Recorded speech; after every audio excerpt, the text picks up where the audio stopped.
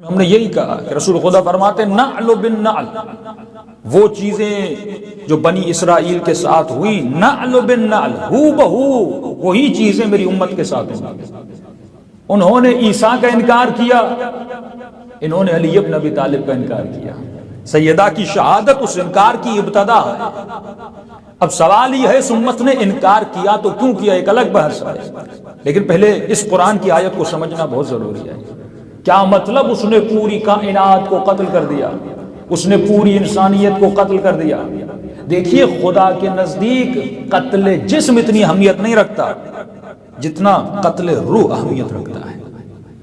ایک انسان ہے، کسی انسان کو گولی مار کے قتل کر دیتا ہے، یہ قتل نفس ہے، قتل جسم ہے، اس کا جسم مر جاتا ہے۔ مثلا قاسم سلیمانی کا جسم سے کچھ بھی نہ بچا، ایک ہاتھ بچا۔ بہت سارے ایسے لوگ دنیا سے چلے جاتے ہیں جن کے جسم کا چھوٹا سا ٹکڑا بھی نہیں بچتا۔ ایک قاتل جسم ہے، ایک قاتل قلب ہے، قاتل روح ہے۔ کیا مطلب؟ فرمایا ایک قتل ہے جسم کا قتل، انسان مر گیا، آپ نے دفن کر دیا، وہ چیز ختم ہو گئی۔ لیکن خدا فرماتا ہے فَكَأَنَّمَا قَتَلَ النَّاسَ جَمِيعًا۔ کیا مطلب ہے؟ یعنی ایک انسان وہ ہے جو ایک فساد کی جڑ کو ایسا پیدا کرتا ہے کہ وہ جڑ پورے معاشرے کو پریکٹیکلی تباہ کر دیتی ہے۔ یہ ہے قتل انسانیت۔ یعنی مثال کے طور پہ اگر میں نے کسی مسلم معاشرے میں شراب نوشی کو عام کر دیا، یہ قتل ہے تمام انسانیت کا۔ اسی قتل کو روکنے کے لیے امام حسین کربلا تشریف لے جاتے ہیں۔ اس زمانے کے لوگ نماز نہیں پڑھتے تھے کیا؟ اس زمانے کے لوگ حج نہیں کرتے تھے کیا؟ اس زمانے کے لوگ مسجدوں میں نہیں جاتے تھے؟ اگر حج نہ کرتے تو امام حسین تو حج میں ہی موجود تھے جہاں پہ اپنے حج کو عمرے میں بدلا۔ اس کا مطلب وہ معاشرہ نماز بھی پڑھتا تھا، وہ معاشرہ حج بھی کرتا تھا، وہ معاشرہ مسجدوں میں بھی جاتا تھا، وہ معاشرہ شبائے قدر بھی مناتا تھا، وہ معاشرہ عبادت بھی کرتا تھا۔ ایک ہی فرق تھا اس معاشرے میں، وہ یہ تھا کہ اگر معاشرے میں معاشرتی قتل ہو رہا تھا کوئی اس قتل کو روکنے والا نہیں تھا۔ یہ زندہ قوموں کی مثالیں ہوتی ہیں جو معاشرتی قتل کو روکتی ہیں۔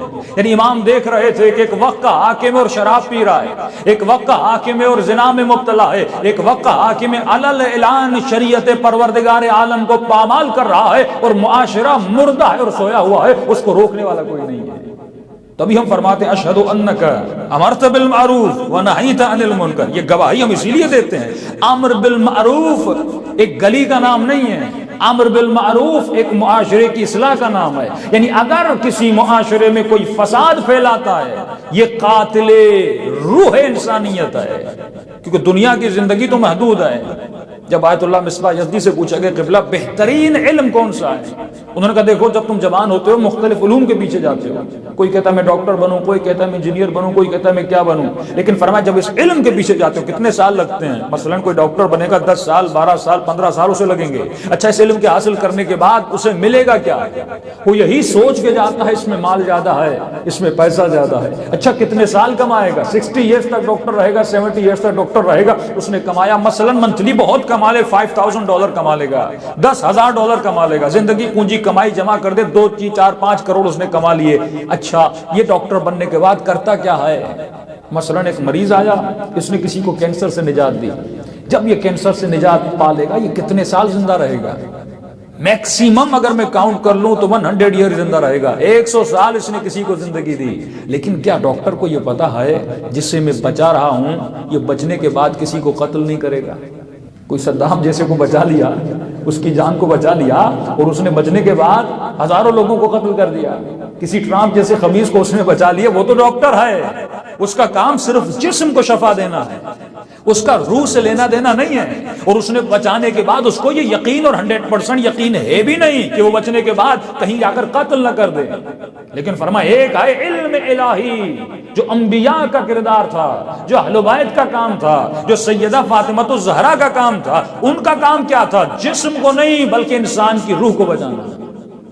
اب یہاں پہ سمجھ آتا ہے فَكَأَنَّمَا أَحْيَا النَّاسَ جَمِيعًا کا مطلب کیا ہے؟ یعنی جب وہ کسی کی روح کو بچا لیتے ہیں، کسی ایک انسان کو اور بنا لیتے ہیں، اس کو صرف دنیا کی 100 سال کی زندگی نہیں دیتے بلکہ ابدی زندگی عطا کر دیتے ہیں، بلکہ ہزاروں کروڑوں انلمیٹڈ لائف اس کو عطا کر دیتے ہیں۔ یہ وہ چیز ہے۔ لیکن اگر اسی طرح کسی نے کسی کو گمراہ کر دیا، او فساد فی الارض، زمین پر ایک ایسا فساد کھڑا کر دیا، اس کی کون سی زندگی کو تباہ کر دیا؟ جہاں پہ اسے ابدیت کی زندگی ملنی تھی، جہاں پہ کروڑوں سالوں کے لیے اسے خوشی اور راحت ملنی تھی، وہ اس کی زندگی تباہ کر دی۔